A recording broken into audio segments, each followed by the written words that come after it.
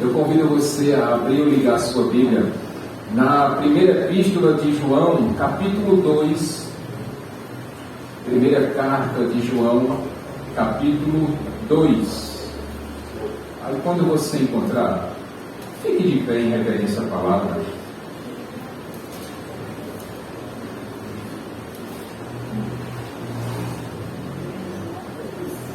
Irmão Daniel, você pode fazer a leitura, por favor? Amém. Do versículo 1 até o versículo 6.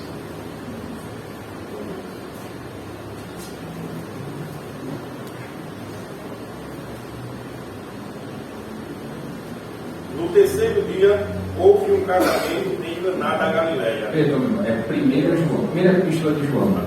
Lá no finalzinho. Joga lá para Apocalipse, aí você vem voltando. Aí você acha. Capítulo 2. Isso, verso de 1 a 6. Amém. Meus filhinhos, escrevo-lhes estas coisas para que vocês não pequem. Se porém alguém pecar, temos um intercessor junto ao Pai, Jesus Cristo, o justo. Ele é a propiciação pelos nossos pecados, e não somente pelos nossos, mas também pelos pecados de todo o mundo. Sabemos que o conhecemos, se obedecemos os seus mandamentos. Aquele que diz, eu o conheço, mas não obedece aos seus mandamentos, é mentiroso e a verdade não está nele. Mas, se alguém obedece à sua palavra, nele verdadeiramente o amor de Deus está aperfeiçoado. Desta forma sabemos que estamos nele. Aquele que afirma que permanece nele, deve andar como ele andou. Obrigado, Senhor Deus, pela leitura da Tua Palavra. E que Deus Santo Espírito nos capacite, nos dê o entendimento necessário, Senhor. Dentro da minha limitação também, que o Senhor me use. Me capacite, Pai, para que a Tua mensagem seja transmitida de tal forma, Senhor, que já não sejamos mais nós, mas que seja a Tua Palavra que habita em nós, Pai, e que nos transforma, nos regenera e que nos modifica. Por isso nós te agradecemos, Pai, em nome de Jesus, pela Tua Palavra. Amém. Podem sentar, irmãos. Domingo passado eu falei para vocês sobre alguns benefícios que nós recebemos quando entregamos a nossa vida a Cristo.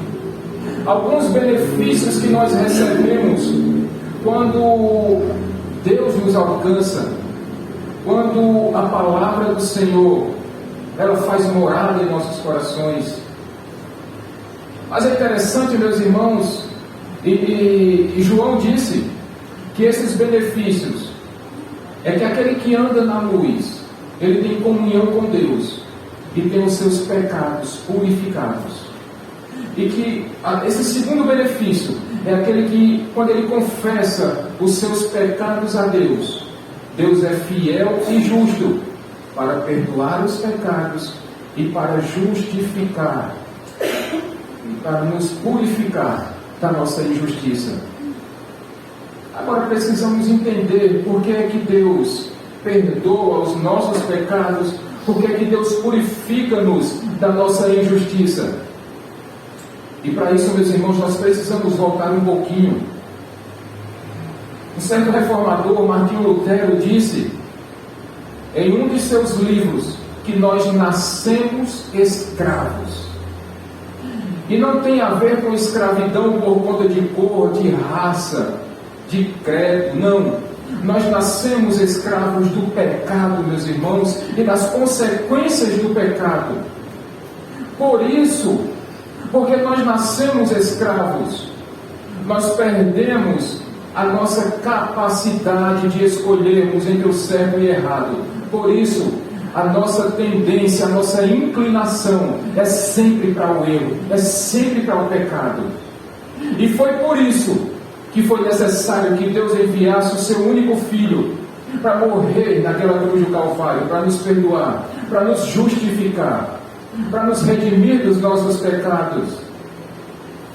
E agora sim, nós entendemos por que foi necessário Jesus Cristo derramar aquela cruz, aquele sangue na cruz do Calvário, para nos purificar dos nossos pecados, para nos regenerar, para nos fazer novas criaturas em Cristo Jesus. Mas não são apenas esses benefícios. Nós falamos aqueles 2 do capítulo 1, do andar na luz e de confessarmos os pecados. Nós também ouvimos agora os benefícios de quando Deus nos escolheu antes da fundação do mundo e deu o seu único Filho para morrer por nós na cruz, para nos justificar, para nos perdoar, para nos redimir, para nos reconciliar com o próprio Deus. Mas não apenas esses, meus irmãos, porque ao longo desta carta, João vai nos apresentar outros benefícios. E o que nós encontramos agora no capítulo 2, Daniel e Cleide, é que João, o apóstolo João, vai nos dizer que quando nós entregamos a nossa vida a Cristo, nós recebemos como benefício um intercessor junto ao Pai. Mas antes que eu chegue, meus irmãos, antes que eu comece a falar sobre esse intercessor, ou dependendo da sua versão, da sua Bíblia, desse advogado que nós temos, me permita falar primeiro sobre esse capítulo 2 de João, dessa epístola de João. Porque se vocês perceberem, meus irmãos, no primeiro versículo, João começa dizendo o quê? Filhinhos. E com isso, meus irmãos, nós entendemos o tom pastoral dessa carta. Embora essa não seja uma das cartas pastorais que nós temos no Antigo Testamento, que só são 3. Mas quando nós ouvimos e lemos as palavras do apóstolo João, que já na sua velhice, esse apóstolo que também foi pastor e também era pastor, porque ele foi pastor em Éfeso, ele rico em sabedoria agora por conta da sua idade adiantada, ele traz palavras para aqueles que ele chama de filhinhos. Embora eles não fossem filhos de sangue, mas eles eram seus filhos na fé. E esse pastor, cheio de sabedoria, cheio de experiência, ele agora vai dizer: filhinhos meus, eu escrevo estas coisas para quê? Para que vocês não pequem. Nós já ouvimos João falar sobre tantos motivos, tantas razões para ele escrever esta sua carta, ou essas cartas. Esse é mais um desses motivos, meus irmãos. João vai dizer: olha, eu estou escrevendo essas coisas para vocês, para que vocês não pequem. Por que ele diz isso? Porque no capítulo anterior nós ouvimos que o próprio João disse: olha, aqueles que andam na luz têm os seus pecados perdoados, são purificados pelo sangue de Jesus. Aqueles que confessam os seus pecados, Deus é fiel e justo para perdoar e nos purificar da nossa injustiça. Mas quando João diz: olha, eu escrevo essas coisas para que vocês não pequem, é porque o fato de que nós temos os nossos pecados perdoados, e quando nós confessamos a Deus, Ele é fiel e justo para perdoar, isso não é motivo para nós vivermos pecando, meus irmãos. Não é um salvo-conduto para você e para mim, para que nós vivamos em uma vida de pecados. É por isso que João diz: olha, eu escrevo isso para que vocês não pequem. Pecar, ou o pecado para o crente, meus irmãos, precisa ser uma exceção. O problema é que o pecado na vida dos crentes hoje, e ao longo do tempo, tem se tornado regra. E a exceção, meus irmãos, tem sido quando nós não pecamos. Essa tem sido a exceção. Quando na verdade nós precisamos viver sim, é uma vida santa. Nós precisamos sim viver uma vida que agrade a Deus. Precisamos viver uma vida, Patrícia e Rosinaldo, que agrade a nosso Deus. Portanto, o pecado nunca pode ser uma regra em sua vida. Precisa ser uma exceção. O crente precisa fugir do pecado e Deus entrar no outro. Mas pastor, e se eu pecar? Ou melhor, e quando eu pecar? Porque nós vamos pecar. Veja o que é que João vai dizer. Porém, se vocês pecarem, vocês têm um intercessor junto ao Pai, Jesus Cristo, o justo, que é aquele que Ele é a propiciação pelos nossos pecados. Veja que João está apresentando aqui, meus irmãos, o papel do intercessor.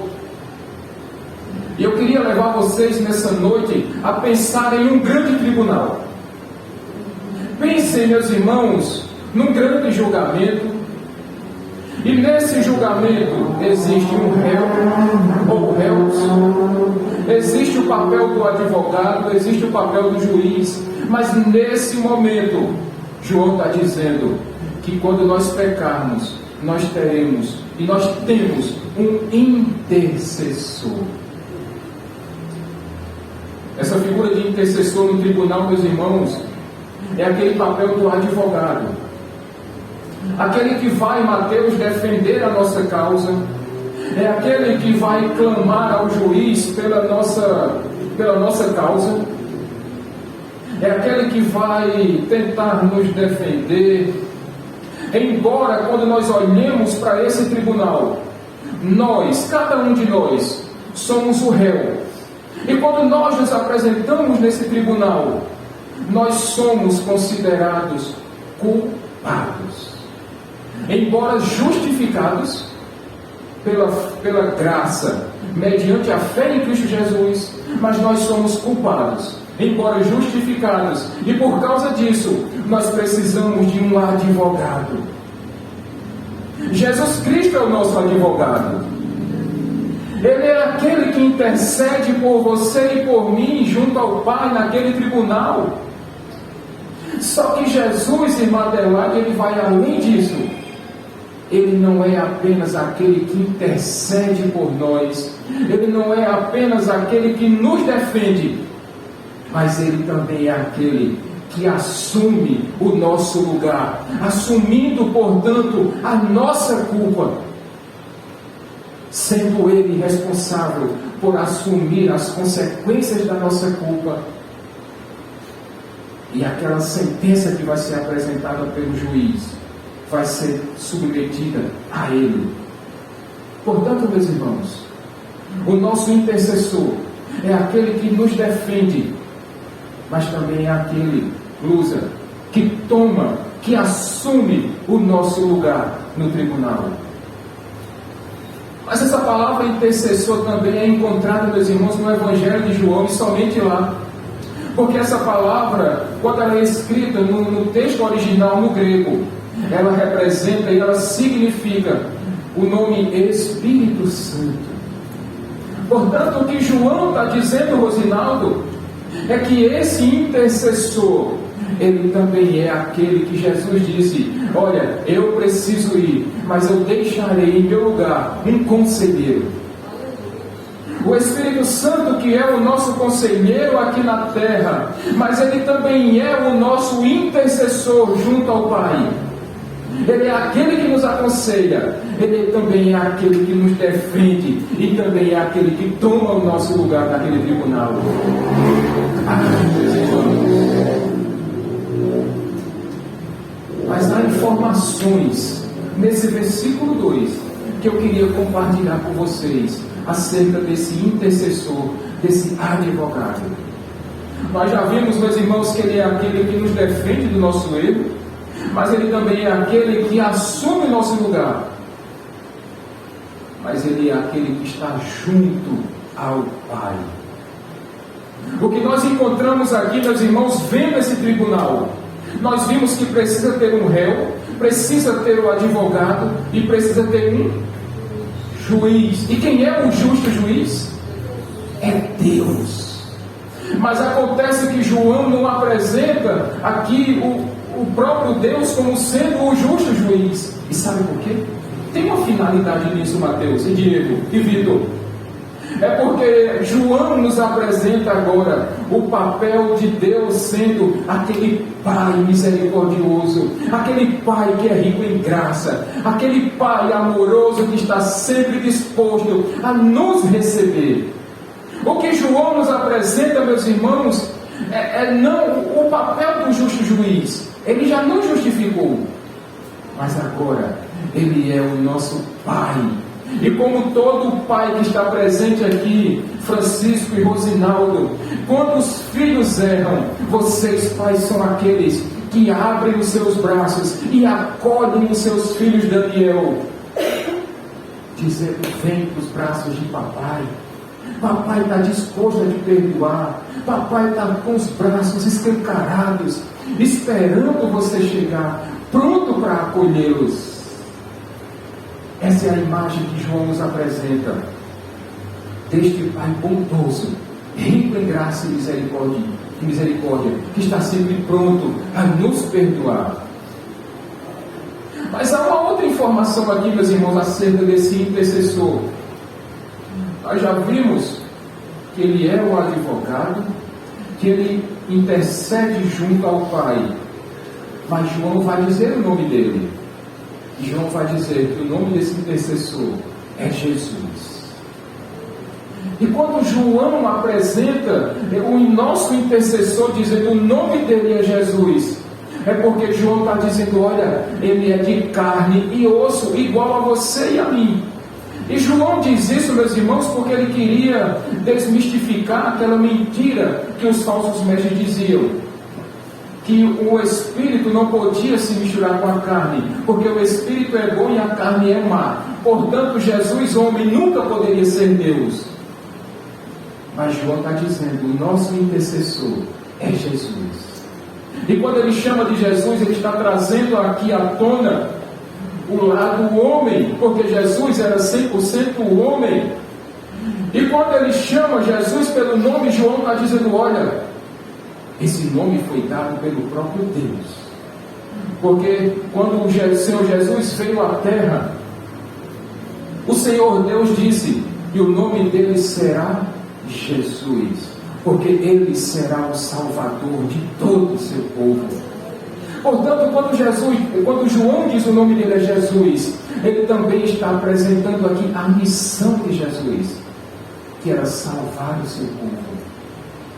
Ele continua dando informações sobre esse intercessor, e ele vai dizer agora que ele é o Cristo.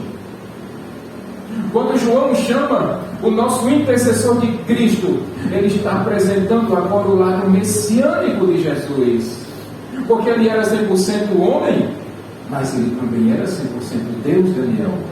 Portanto, meus irmãos, sendo Jesus o Cristo, o ungido de Deus, o escolhido, o enviado, aquele que veio para libertar os escravos, aquele que veio para anunciar o ano aceitável do Senhor, mas ele também veio para anunciar a ira de Deus e a sua salvação. João agora apresenta o lado messiânico do nosso intercessor. Percebam, meus irmãos, que esse nosso intercessor, nós encontramos várias informações sobre ele aqui. A penúltima informação que João nos apresenta é que esse intercessor, que esse advogado, Vitor, ele também é justo. Por que João fala que Jesus é justo? O nosso intercessor é justo. Porque sendo Jesus justo, meus irmãos, ele não poderia chegar naquele tribunal, Patrícia, e dizer que nós somos inocentes, porque nós não o somos. Nós somos o quê? Culpados dos nossos pecados. Portanto, o nosso advogado, sendo justo, ele não poderia, Diego, jamais dizer que nós somos inocentes, porque de fato a nossa real condição é de culpados. Mais uma vez que Jesus vai dizer agora que nós somos culpados, a última e talvez uma das mais importantes informações que João vai nos dizer é que ele é a propiciação pelos nossos pecados. Quem já fez CETEB aqui na igreja sabe exatamente o significado dessa palavra propiciação. Mas para quem não fez ainda aqui na igreja, eu espero que na próxima turma você esteja inscrito. Propiciação, em outras palavras, meus irmãos, representa o sacrifício que Cristo precisou fazer para anular o seu pecado e te fazer mais uma vez reconciliado com Deus. Em outras palavras, o que João está dizendo, meus irmãos, é que o nosso intercessor, Jesus Cristo, o justo, Ele é o sumo sacerdote que fez a propiciação, ou seja, Ele é o sumo sacerdote que ofereceu o sacrifício perfeito e definitivo, mas ao mesmo tempo Jesus é o próprio sacrifício que foi preparado por Deus para que a ira de Deus fosse derramada não em cima de mim e de você, mas em cima do próprio Jesus, porque a justiça de Deus precisava ser satisfeita, e ela não foi satisfeita em nós, mas ela foi satisfeita em Cristo Jesus, o nosso intercessor. Aleluias por isso. Aleluias por isso, meus irmãos. O Senhor Jesus é o nosso propiciador, mas ao mesmo tempo Ele é a própria propiciação. Talvez nessa noite você esteja se perguntando: pastor, era preciso efetivamente que Jesus se entregasse, que Ele fosse sacrificado? Sim, realmente sim. Porque a Bíblia Sagrada, meus irmãos, vai nos dizer que sem derramamento de sangue não há remissão de quê? De pecados. O meu e o seu sangue não satisfariam a ira de Deus, tampouco nos purificariam dos nossos pecados. Era necessário que fosse o sangue de Cristo, um sangue puro, perfeito, sem defeitos, porque somente o sangue de Jesus tem o poder e a autoridade de nos purificar dos nossos pecados e de redimir a sua e a minha vida. É somente pelo sangue de Jesus que os nossos pecados poderiam ser perdoados. Mas há uma segunda questão. Uma vez que Jesus se entregou naquela cruz, irmã Adelaide, e com o seu sangue derramado Ele nos redimiu do nosso pecado, o texto vai dizer, meus irmãos, no versículo 2, finalzinho, vai dizer que Ele foi propiciação pelos nossos pecados e pelos pecados do mundo. Mas será que Cristo morreu efetivamente por todo o mundo? Essa é uma pergunta muito recorrente que eu escuto bastante, meus irmãos. E a resposta é não. Jesus não morreu por todo o mundo. Jesus morreu pela sua igreja. Jesus morreu pelos seus eleitos. Jesus morreu pelos escolhidos de Deus. Jesus se entregou pela sua noiva. Jesus pagou um alto preço para comprar e redimir os pecados da sua igreja. Portanto, meus irmãos, Jesus morreu naquela cruz para perdoar os pecados do seu povo que estão espalhados pelo mundo. Quer dizer então que Jesus não promoveu uma salvação universal? Não. Como é que nós podemos comprovar isso, meus irmãos? Se você recorrer ao Evangelho de João, no capítulo 3, versículo 16, um versículo muito conhecido por todos nós, você vai ver que o próprio João disse que Deus tanto amou o mundo, que deu o seu único Filho, para que todo aquele que nele crê não morra, mas tenha a vida eterna. Portanto, Jesus morreu por todos aqueles que creem no nome dele. Jesus morreu por todos aqueles que o próprio Deus os deu, pela sua igreja, pela sua noiva. E a pergunta que você pode estar pensando agora: pastor, e aqueles que não creram e não creem em Jesus? O mesmo Evangelho de João vai dizer: aqueles que não creram já estão condenados. Portanto, meus irmãos, Jesus não morreu por todo o mundo, senão não existiria o inferno e a Bíblia entraria em contradição. Mas Jesus morreu pela sua igreja, Jesus morreu pela sua noiva, Jesus morreu por aqueles que foram escolhidos antes da fundação do mundo. Antes da fundação do mundo. Essas são as informações que João nos apresenta acerca do nosso intercessor, do nosso advogado justo, Jesus Cristo. E o benefício que nós recebemos quando entregamos a nossa vida a Cristo, quando recebemos uma nova vida, quando reconhecemos Jesus como nosso Senhor e Salvador, é que nós ganharemos um intercessor que vai se entregar por nós, que vai tomar o nosso lugar naquele tribunal, que vai assumir a nossa culpa no nosso lugar. E a justa ira de Deus não vai ser mais derramada sobre nós, porque já foi derramada sobre Ele. Ele é propiciação pelos nossos pecados. E por causa da propiciação dele, os nossos pecados foram expiados e foram todos transferidos para o nosso intercessor. Mas esse texto, meus irmãos, depois que nos apresenta um intercessor justo, dos versículos 3 a 6, o texto vai nos fazer duas perguntas, Elisângela. A primeira pergunta está aí no versículo 3. Nós, como sabemos se nós conhecemos o nosso intercessor? Essa é a primeira pergunta, Carol e Deison. A segunda pergunta que o texto vai nos fazer, ou vai nos obrigar a fazer, é: será que nós estamos nele? Portanto, meus irmãos, vamos tentar responder essa primeira pergunta. Como sabemos se nós conhecemos o nosso intercessor? Como sabemos se nós conhecemos o Senhor Jesus? Como sabemos se nós conhecemos o nosso Deus? Quando a Bíblia Sagrada nos fala sobre conhecimento, meus irmãos, ela sempre se refere a um conhecimento prático. Não adianta nós dizermos que conhecemos a Deus apenas de forma teórica, porque esse não é o ensinamento correto da Bíblia. Ao mesmo tempo que João aqui, ele também está desconstruindo mais uma mentira que aqueles homens, aqueles falsos mestres ensinavam. Porque quando João vai dizer: olha, assim nós sabemos que o conhecemos, se nós guardamos os seus mandamentos.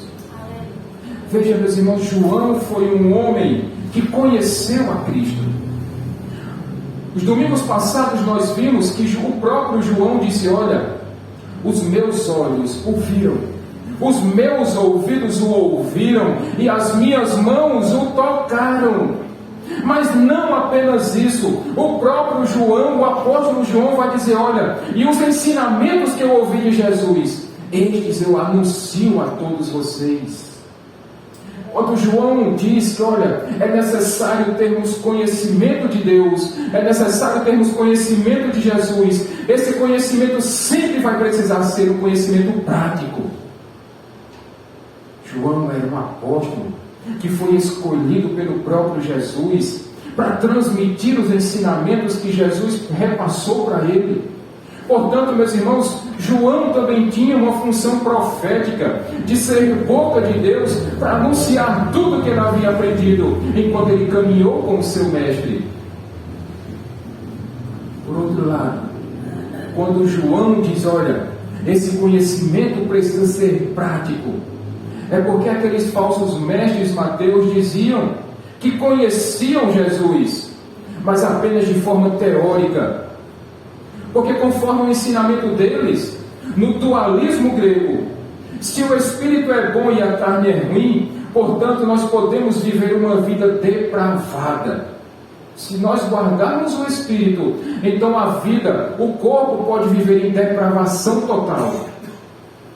Mas João está dizendo: ei, aquele que diz que tem comunhão com Deus, mas anda em trevas, ele é mentiroso. É mentiroso. Portanto, se você só pode dizer que conhece a Deus, se você anda na luz. Mas acontece que João ele amplia essa comunhão com Deus, porque não basta apenas andar na luz, não basta apenas confessar os nossos pecados a Deus, é preciso também guardar os seus mandamentos. E quando João fala sobre guardar os mandamentos, ele está dizendo que eu e você devemos viver uma vida santa, meus irmãos. Uma vez que nós conhecemos os 10 mandamentos, a lei moral de Deus, nós sabemos que essa lei, ela não nos garante a salvação, porque salvos nós já fomos por causa de Cristo Jesus. Mas essa lei nos leva a vivermos uma vida de obediência à vontade de Deus. É por isso que João vai dizer: aquele que conhece a Deus precisa guardar os seus mandamentos. É necessário viver uma vida de santidade. É necessário viver uma vida de obediência. E essa santidade, meus irmãos, precisa ser todos os dias, até o último dos dias das nossas vidas. É interessante, meus irmãos, que essa é a primeira pergunta que nós nos fazemos. Como é que nós conhecemos a Deus? Quando nós obedecemos à vontade de Deus. É verdade que nós não obedecemos essa lei para sermos salvos, mas nós obedecemos essa lei porque nós já somos salvos. É por isso que nos versículos 4 e 5, João vai dizer: olha, se alguém diz que conhece, mas não guarda os seus mandamentos, ele é mentiroso. E a verdade não está com ele. Por outro lado, meus irmãos, o mesmo João vai dizer no versículo 5: porém aquele que guarda os seus mandamentos, ele está sendo aperfeiçoado pelo amor de Deus. Essa é a prova moral que nós passamos todos os dias. Se nós dissermos que conhecemos a Deus, mas nós andarmos em trevas, nós não cumprirmos a vontade de Deus, nós não vivemos uma vida de santidade, então nós estamos sendo mentirosos e a verdade não está em nós. Mas se você passa nessa prova da lei moral de Deus, a Bíblia vai dizer, meus irmãos, que nós estamos sendo aperfeiçoados no amor de Deus. E a partir do momento que nós estamos sendo aperfeiçoados nesse amor de Deus, nós nos enchemos cada vez mais e mais desse amor de Deus, Cleide. E nós transmitimos às pessoas que quando nós conhecemos a Deus, nós nos enchemos do amor dele. Portanto, quando você conhece a Deus, você tem comunhão com ele. E quando você tem comunhão com Deus, você quer conhecê-lo cada vez mais e mais. Mas há uma segunda pergunta aqui para nós fazermos. Pastor, como é que eu vou saber que eu estou em Cristo? Como é que eu vou saber que eu estou em meu intercessor? Quando você lembra mais uma vez do Evangelho de João, meus irmãos, o próprio Senhor Jesus se apresentando como o Cristo de Deus, por 7 vezes ele disse: eu sou a videira, eu sou a porta, eu sou o bom pastor, eu sou o caminho, a verdade e a vida, eu sou a ressurreição e a vida, eu sou a luz do mundo. Por várias vezes ele disse isso. E quando Jesus diz: olha, eu sou a videira e vocês são os ramos. Nós sabemos que estamos em Cristo quando nós estamos enxertados em nosso Senhor. Assim como aquele ramo que é enxertado na videira, nós saberemos que estamos em Cristo se nós formos enxertados nele. Se nós passarmos, Mateus, nessa prova do enxerto. E o mesmo Senhor Jesus, no capítulo 15 do Evangelho de João, vai dizer: aquele que permanecer em mim e eu nele, ele dará muito fruto, porque sem mim vocês não podem fazer nada. Você quer saber se você está enxertado em Cristo Jesus? Observe a sua vida e veja se você está dando muito fruto. Porque se você estiver dando muito fruto, você vai saber e vai ter a convicção de que você está em Cristo e Ele em você. Mas João vai nos responder aqui, meus irmãos, no versículo 6. Pastor, como é que eu sei que eu estou em Cristo? Finalzinho do versículo 6. João vai responder: se você anda como Jesus Cristo andou. Em outras palavras, você precisa imitar o Senhor Jesus. Você precisa fazer o que Ele fez. Você precisa pensar como Ele pensava. Você precisa falar como Ele falava. Você precisa agir como Jesus agiu e age. A Bíblia nos dá esse exemplo, meus irmãos. Há homens na Bíblia que andaram como Jesus andou. Vocês lembram, por exemplo, do apóstolo Pedro? Segundo a tradição cristã, vai dizer que Pedro tanto imitava Jesus. E como foi a morte de Pedro? Crucificado em uma cruz. E quem morreu crucificado em uma cruz? Cristo. Só que Pedro disse: eu não posso morrer do jeito do meu mestre. E Pedro pediu para ser crucificado naquela cruz, de cabeça para baixo. Em uma das suas cartas, o próprio Pedro vai dizer: olha, e Jesus assumiu o nosso lugar, o nosso sofrimento, para nos deixar o exemplo, para que nós sigamos os seus passos. Paulo foi outro homem que imitou a Jesus Cristo. O apóstolo Paulo disse: sejam meus imitadores. E para nós, Diego, Vitor e Mateus, já seria um grande privilégio sermos imitadores de Paulo. Um homem que falava 4 idiomas, Daniel e Francisco. O homem que foi o maior plantador de igrejas do primeiro século, Rosinaldo. Um homem que era profundo conhecedor em filosofia. Um homem que se comunicava, se expressava muito bem. Mas esse mesmo Paulo disse: sejam meus imitadores, como eu sou de Cristo. Veja, meus irmãos, nós precisamos ser crentes que imitam a Cristo. Porque um dia nós estávamos mortos em nossos pecados e delitos, e Jesus nos salvou.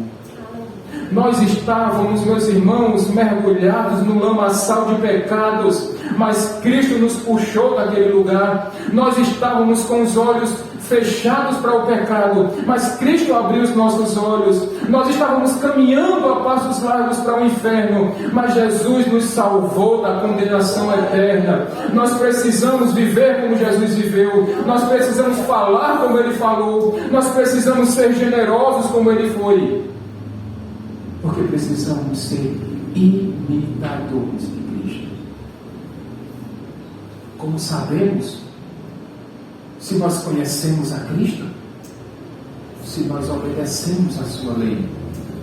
Como é que nós sabemos então, meus irmãos, que nós estamos nele? Se nós o imitamos. Eu queria finalizar essa mensagem, meus irmãos, trazendo algumas aplicações para a nossa vida nessa noite.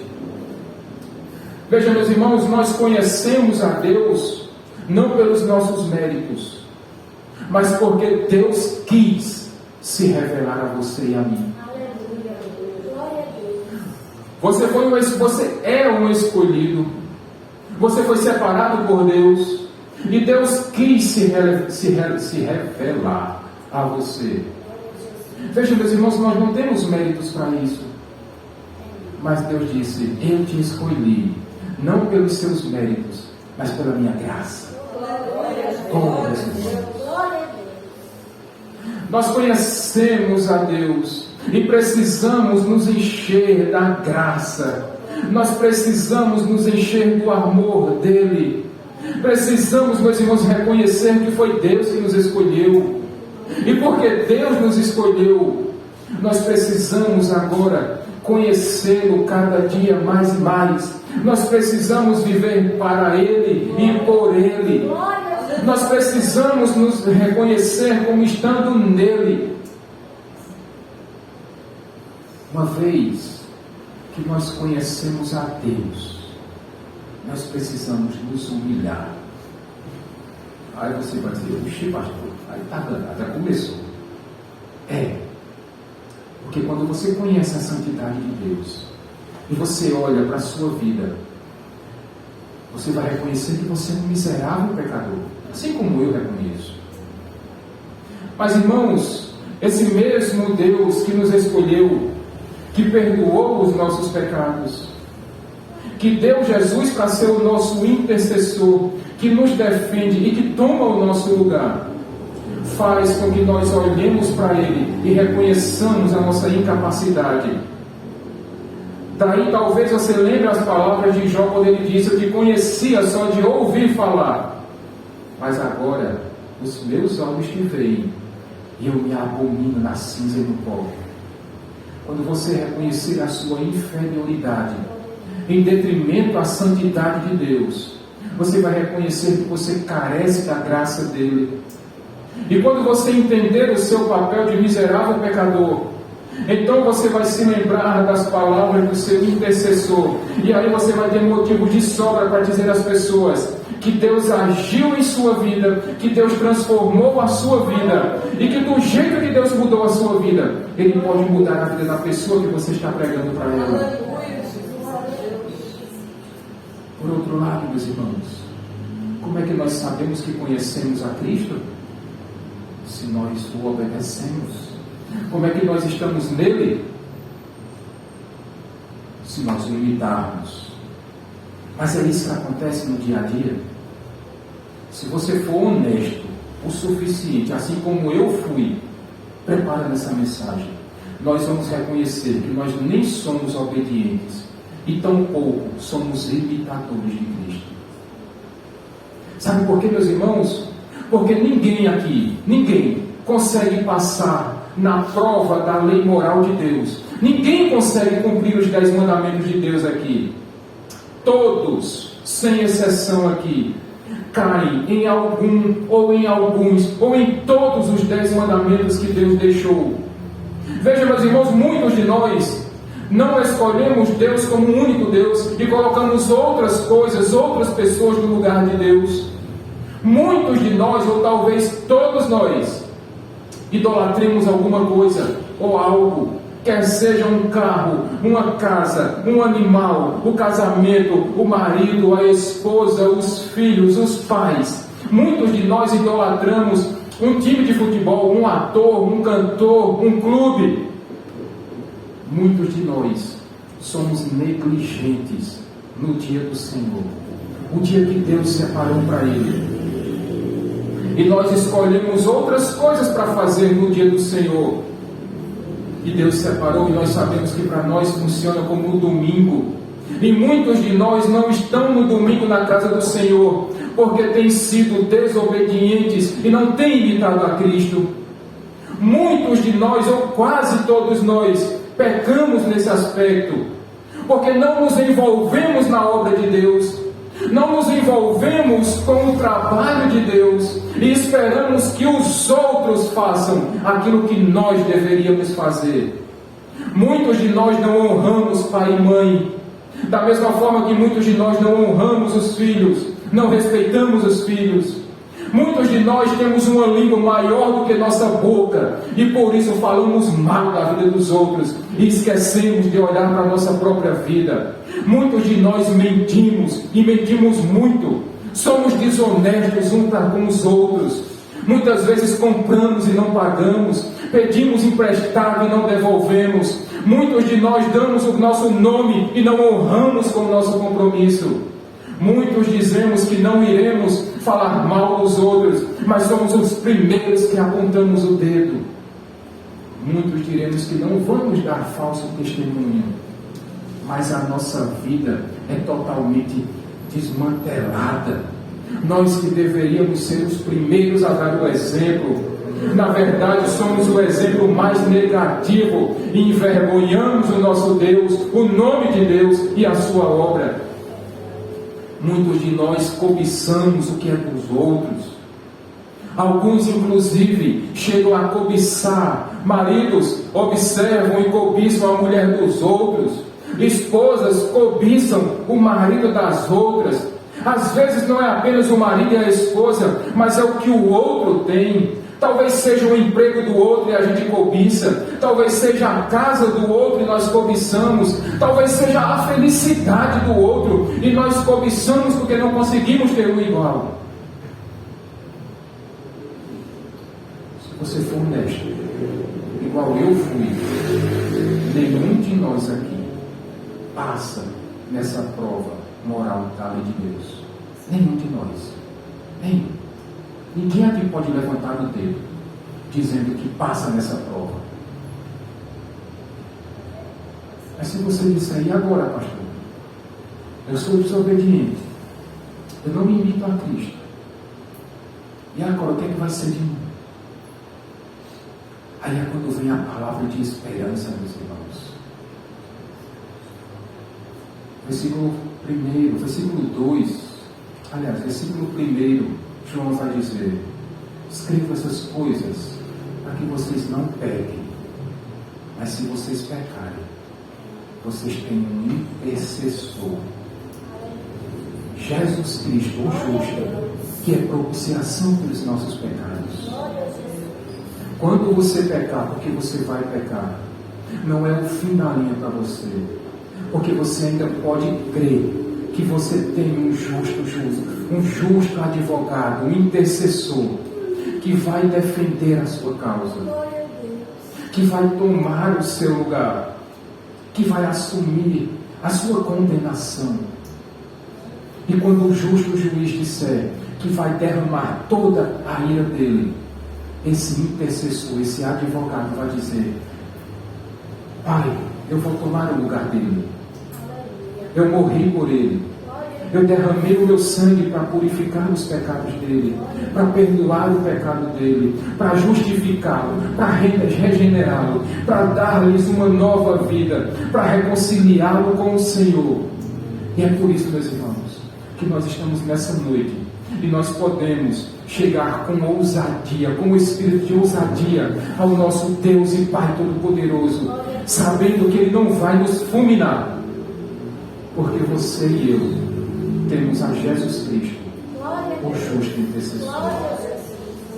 Vamos ficar de pé, meus irmãos.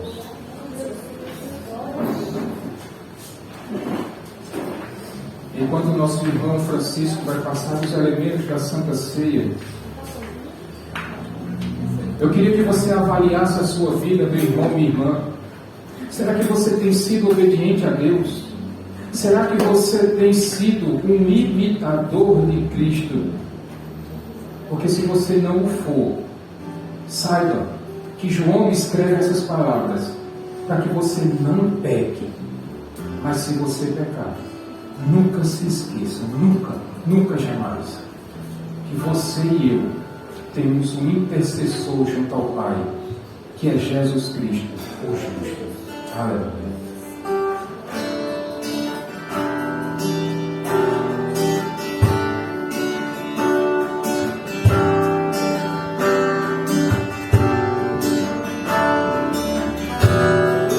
Tão bom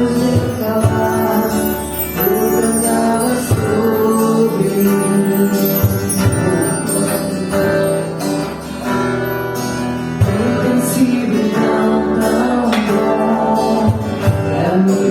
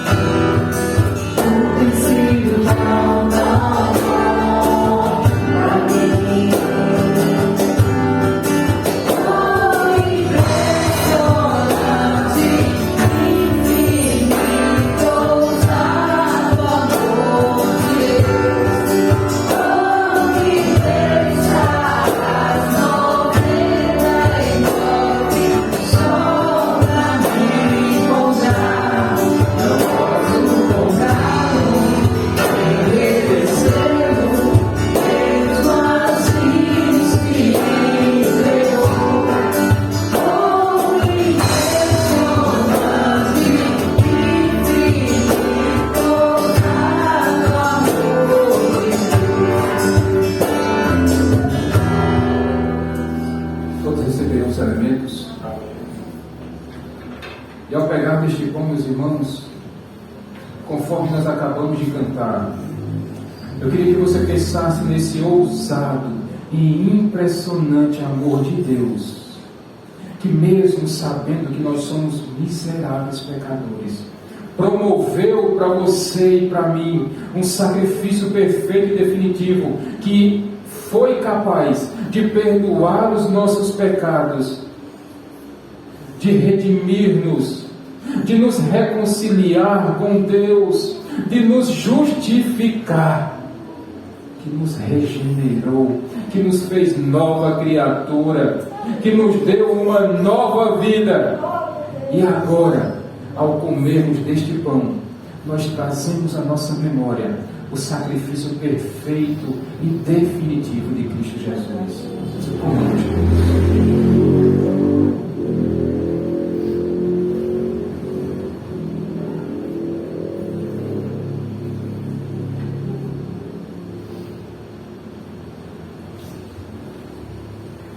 da mesma forma, quando nós pegamos deste cálice, nós lembramos, meus irmãos, que foi o sangue precioso de Jesus, conforme o próprio apóstolo João nos disse, que foi este sangue que purificou-nos do nosso pecado, que nos trouxe perdão, que nos trouxe purificação da nossa injustiça, e toda a justiça de Cristo foi imputada em nós, foi transferida para nós, foi colocada em nós.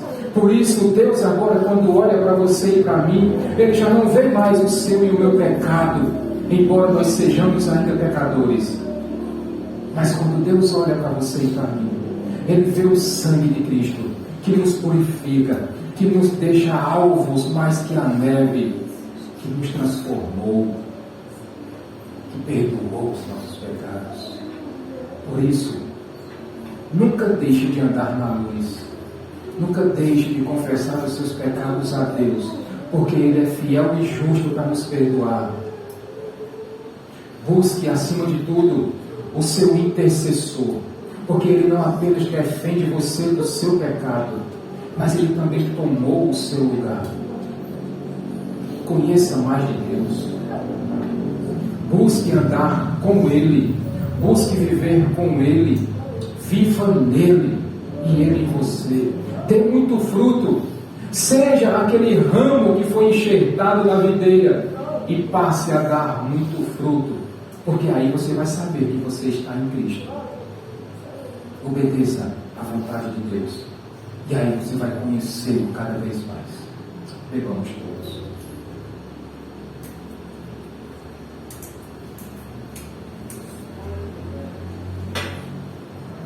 Muito obrigado, Senhor. Mesmo sendo miseráveis pecadores que somos, mas o teu ousado amor, esse impressionante amor, veio sobre nós, na pessoa do nosso Senhor e Salvador Jesus Cristo.